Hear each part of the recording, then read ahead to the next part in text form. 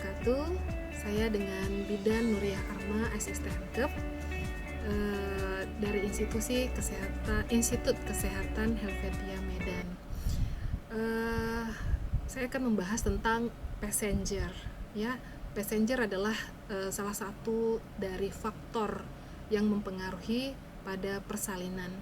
Jadi proses persalinan adalah suatu perjalanan yang kompleks dan melibatkan berbagai faktor yang saling berinteraksi pada saat persalinan.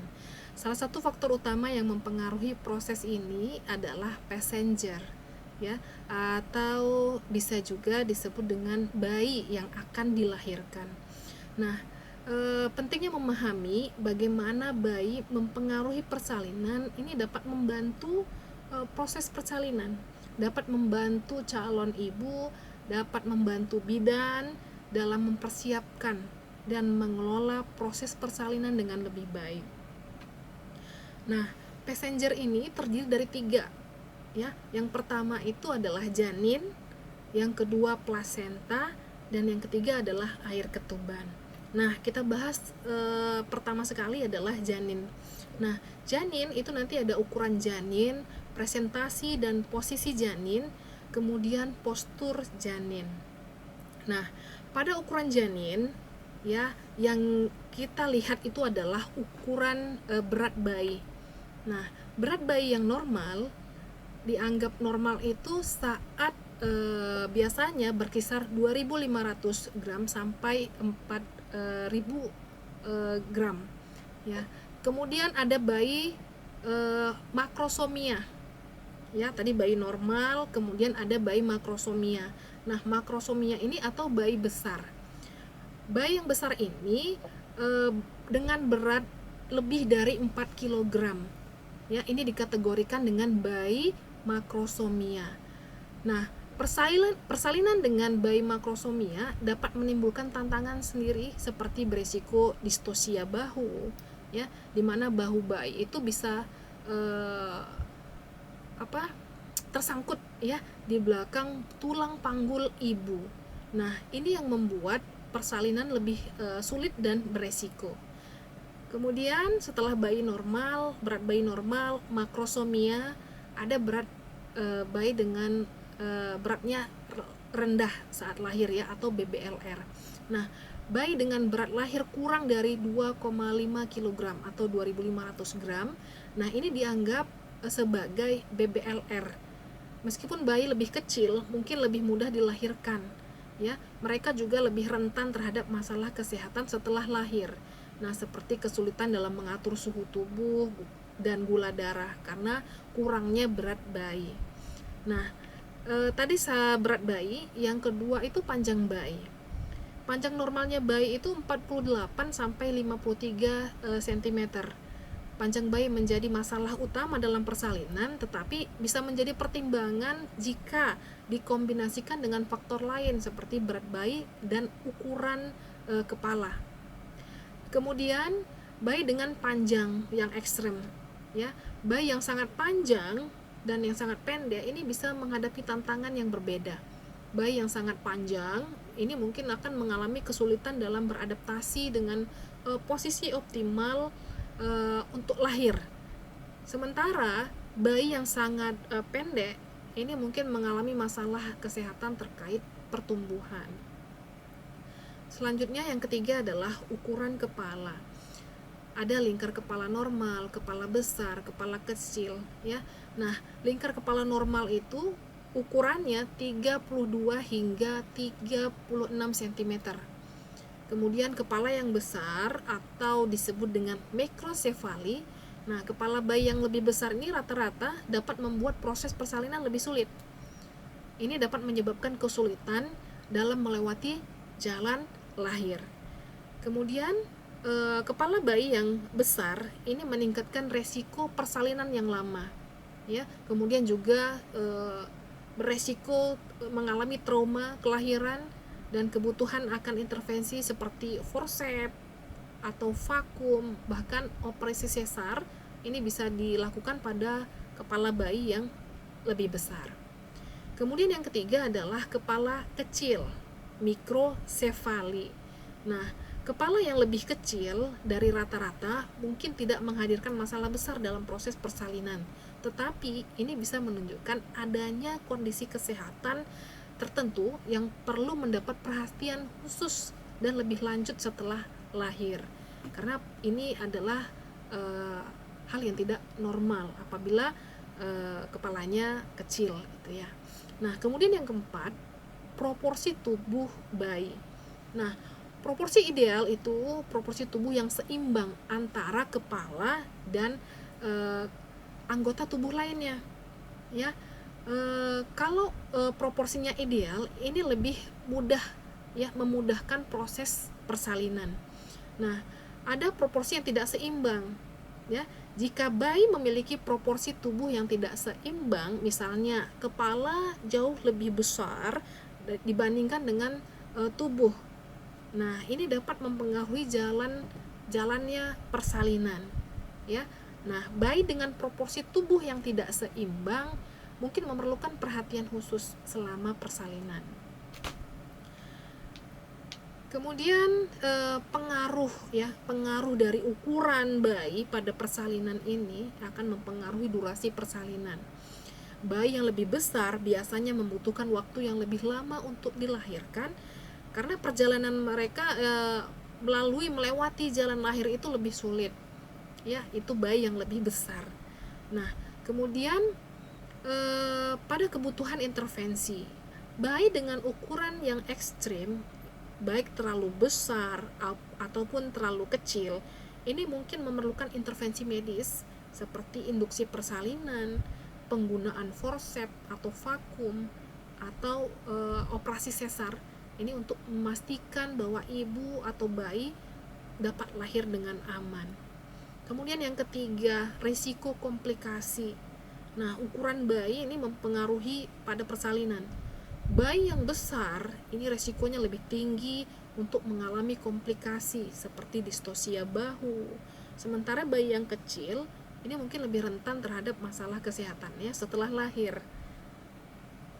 Nah, selanjutnya presentasi dan posisi bayi dalam persalinan.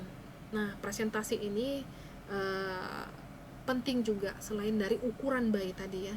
Presentasi dan posisi bayi dalam persalinan ini sangat mempengaruhi mudah atau sulitnya bayi melewati jalan lahir. Nah, presentasi bayi di dalam rahim ini mengacu pada bagian tubuh yang pertama kali memasuki jalan lahir. Jadi ada beberapa jenis presentasi utama, yaitu ada 3, ya. Presentasi kepala, itu kepala lebih dulu memasuki jalan lahir. Kemudian presentasi sungsang. Nah, sungsang apabila bokong janin itu lebih dulu memasuki pintu jalan lahir. Kemudian yang ketiga, presentasi melintang. Nah, posisi bayi itu melintang. Baik, kita akan bahas presentasi kepala. Ada namanya vertex occiput anterior, ya. Vertex occiput anterior ini adalah posisi paling umum dan paling diinginkan, yaitu posisi normal, di mana kepala bayi itu berada di bawah, ya. Nah, dengan dagu menempel di dada, dagu bayi menempel di dada, posisi kepala berada di bawah perut ibu, ya. Nah, dan bagian kepala occiput itu mengarah ke depan rahim. Kepala mengarah ke depan rahim. Kemudian posisi ini memungkinkan kepala bayi menyesuaikan dengan baik di panggul ibu. Nah, ini adalah posisi yang normal. Vertex occiput anterior. Posisi kepala di bawah. Nah, kemudian presentasi kepala itu ada namanya face presentation. Nah, ini adalah posisi wajah bayi, ya.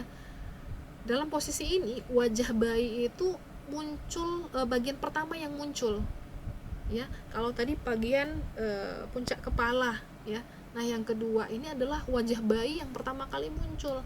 Nah, ini membuat persalinan lebih sulit karena kepala bayi tidak dalam posisi yang optimal untuk melewati panggul, ya.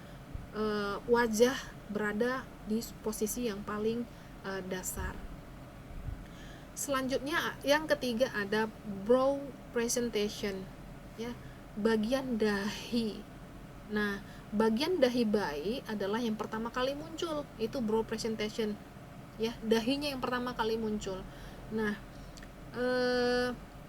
yang bisa menyebabkan kesulitan dalam proses persalinan karena kepala tidak sepenuhnya menekuk, ya, tidak sepenuhnya menekuk. Nah, dahi yang berada di bagian presentasi yang paling bawah itu dahi.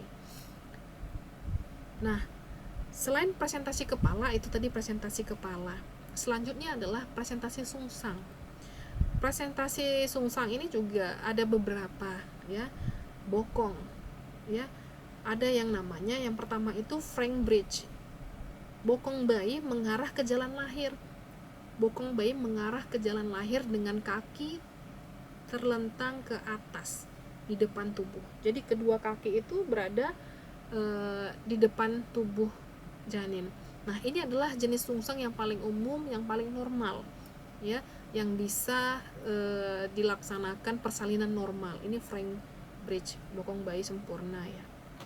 Selanjutnya complete bridge, bokong bayi mengarah ke jalan lahir dengan kaki terlipat di lutut, ya, kakinya terlipat di lutut, bokongnya mengarah ke jalan lahir. Kemudian yang ketiga footling bridge, satu atau kedua kaki itu berada di bawah dan akan lahir terlebih dahulu. Jadi walaupun bokongnya di bawah, ada salah satu kaki dari bayi itu yang mendahului bokong, berada di bawah. Nah, ini lebih beresiko dan seringkali memerlukan intervensi, ya, tidak bisa dilakukan dengan persalinan normal, ya. Nah, dengan kasus yang seperti ini sebaiknya ibu diarahkan untuk menjalani operasi sesar. Kemudian yang selanjutnya adalah presentasi melintang. Bayi berada dalam posisi melintang di dalam rahim, ya, dengan bahu atau punggung mengarah ke jalan lahir. Bisa bahunya mengarah ke jalan lahir. Nah, pada posisi ini tidak dimungkinkan untuk dilakukan persalinan normal, ya. Biasanya dianjurkan dengan operasi sesar. Nah, mengapa presentasi dan posisi bayi itu penting, ya? Nah, ini akan mempengaruhi pada durasi persalinan. Nah, posisi yang tidak optimal ini akan memperlambat proses persalinan, kemudian beresiko mengalami komplikasi. Posisi yang tidak diinginkan atau yang tidak normal seperti sungsang dan melintang, nah, ini dapat meningkatkan resiko komplikasi seperti distosia bahu, trauma kelahiran. Kemudian presentasi sungsang dan melintang ini, ya, dengan diketahuinya presentasi atau posisi bayi, ini akan mempermudah, ya, bidan dan dokter untuk memutuskan apakah si ibu dapat bersalin dengan normal ataupun dengan indikasi atau dengan intervensi, ya. Nah, kemudian penanganan dan persiapan, ya, pemeriksaan rutin oleh bidan atau dokter itu melalui palpasi abdomen, ya, pemeriksaan vaginal atau dengan USG untuk menentukan posisi dan presentasi bayi.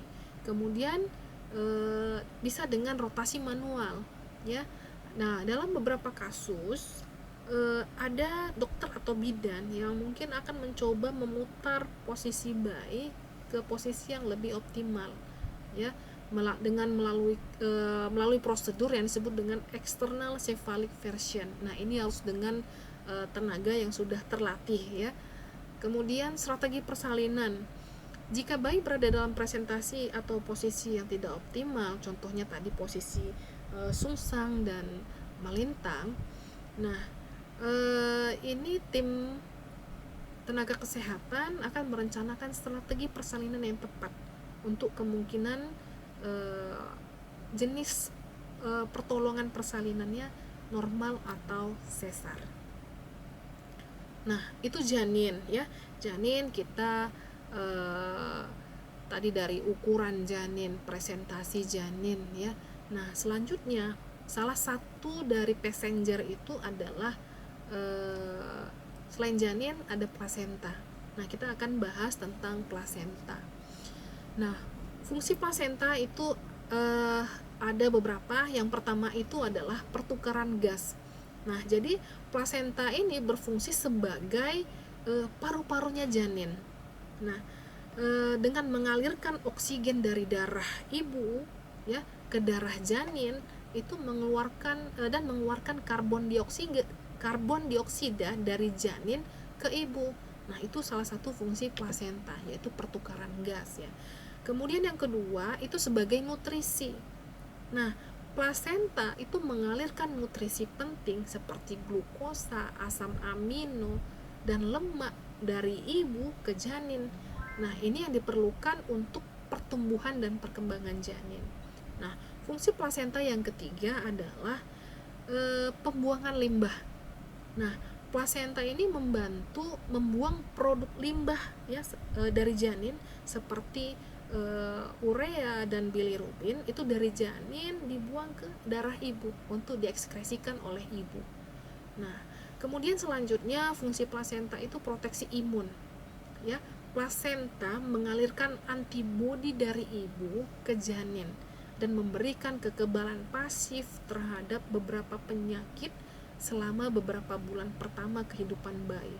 Ya, jadi plasenta juga mentransferkan imun ya dari ibu ke janin, sehingga ini yang dapat menyelamatkan pada bulan pertama setelah lahir ya. Nah, kemudian fungsi selanjutnya adalah hormon. Ya, plasenta itu memproduksi hormon penting seperti HCG atau human chorionic gonadotropin. Kemudian plasenta juga memproduksi hormon progesteron dan juga estrogen. Nah, hormon-hormon ini yang dapat membantu mempertahankan kehamilan dan mempersiapkan tubuh ibu untuk persalinan dan menyusui. Nah, plasenta juga memiliki bermacam-macam posisi ya. Ada berbagai macam jenis posisi. Yang pertama itu plasenta anterior, plasenta yang menempel di bagian depan rahim. Nah, posisi ini biasanya tidak menimbulkan masalah dalam persalinan, meskipun bisa membuat deteksi gerakan janin oleh ibu sedikit sulit. Yang kedua, plasenta posterior, plasenta yang menempel di bagian belakang rahim ya. Nah, ini adalah posisi yang umum dan biasanya tidak menimbulkan masalah dalam persalinan. Yang ketiga yaitu plasenta fundal. Nah, plasenta fundal ini menempel di bagian atas rahim ya. Posisi ini juga umumnya tidak menimbulkan masalah. Nah, selanjutnya plasenta lateral ya, plasenta yang menempel di bagian rendah ya, menempel di salah satu sisi rahim bagian terendah. Nah, ini menyebabkan masalah. Kemudian yang kelima adalah plasenta previa. Nah, plasenta previa ini menutupi sebagian atau seluruhnya jalan lahir. Nah, plasenta previa ini menyebabkan perdarahan hebat selama kehamilan ataupun persalinan dan biasanya memerlukan operasi sesar untuk melahirkan bayi dengan aman. Jadi plasenta previa ini tidak bisa dilakukan persalinan normal. Kondisi plasenta yang dapat mempengaruhi persalinan yaitu plasenta previa ya, plasenta yang menutupi jalan lahir, kemudian solusio plasenta, di mana kondisi solusio plasenta ini plasenta terlepas dari dinding rahim sebelum persalinan. Nah, ini juga menyebabkan perdarahan yang hebat dan mengurangi suplai oksigen dan nutrisi dari ibu ke janin. Nah, ini merupakan keadaan yang gawat darurat. Kemudian yang ketiga ada yang namanya plasenta akreta. Kondisi di mana plasenta menempel terlalu dalam dinding rahim ya, tidak terlepas dengan mudah setelah persalinan, terlalu menempel pada dinding rahim. Nah, plasenta akreta ini juga menyebabkan perdarahan yang hebat dan memerlukan pengangkatan. Kalau tidak bisa dilahirkan juga plasenta, ini dapat menyebabkan histerektomi. Nah, kemudian yang keempat, involusi plasenta. Nah, kondisi ini di mana plasenta tidak berkembang atau berfungsi dengan baik, yang dapat mempengaruhi pertumbuhan dan perkembangan janin, serta menyebabkan komplikasi selama kehamilan dan persalinan. Baik, selanjutnya pengaruh plasenta terhadap persalinan, ya. Nah, jadi plasenta ini juga berpengaruh, ya, sangat berpengaruh pada persalinan, pada durasi persalinan, ya. Posisi dan kondisi plasenta dapat mempengaruhi durasi persalinan. Misalnya plasenta previa ini biasanya membutuhkan persalinan melalui operasi sesar. Kemudian resiko pada pendarahan. Kondisi seperti plasenta previa dan solusio plasenta dapat meningkatkan resiko pendarahan selama persalinan. Kemudian yang ketiga, kesejahteraan janin. Fungsi plasenta yang tidak optimal dapat mempengaruhi suplai oksigen dan nutrisi dari ibu ke janin. Nah, sehingga ini akan mempengaruhi kesejahteraan janin selama persalinan. Nah, setelah janin, kemudian plasenta, yang ketiga adalah air ketuban. Ya, air ketuban merupakan salah satu dari passenger, ya, dalam persalinan. Nah, air ketuban dalam kehamilan dan persalinan. Air ketuban ini adalah cairan yang mengelilingi janin di dalam kantung ketuban selama kehamilan. Cairan ini memainkan peran penting dalam perkembangan janin dan kesehatan ibu. Fungsi air ketuban salah satunya adalah perlindungan fisik. Air ketuban bertindak sebagai penyangga yang melindungi janin dari tekanan dan benturan eksternal dari luar, dan juga melindungi janin dari cedera. Nah, itu perlindungan fisik. Yang kedua, fungsi air ketuban sebagai pertumbuhan dan perkembangan. Nah, jadi cairan ketuban ini memungkinkan janin untuk bergerak bebas di dalam rahim. Yang penting untuk perkembangan otot dan tulang janin. Kemudian yang ketiga, fungsi air ketuban adalah pengaturan suhu. Air ketuban membantu menjaga suhu yang konsisten di sekitar janin, melindunginya dari perubahan suhu yang secara tiba-tiba.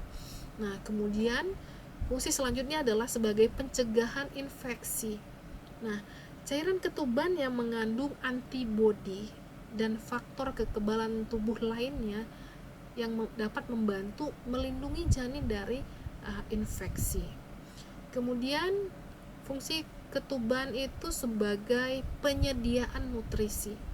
Nah, pada tahap awal kehamilan, air ketuban ini menyediakan nutrisi bagi janin sebelum plasenta sepenuhnya berkembang. Jadi fungsi plasenta itu tadi mentransfer nutrisi, ya, mentransfer nutrisi dari ibu ke janin.